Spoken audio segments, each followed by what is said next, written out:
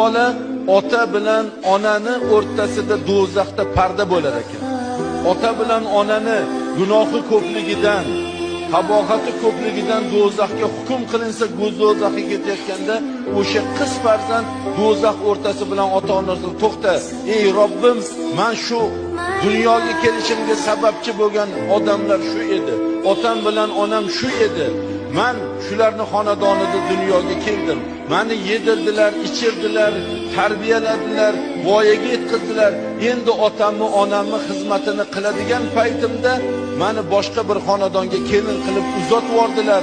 Otam bilan, onam bilan boshqa uyda yashadim. Oyda, yilda bir ko'rardim, xizmatlarni qila olmas edim. Sen meni shu nikoh sababidan dunyoda otam bilan, onam bilan ajratuvding.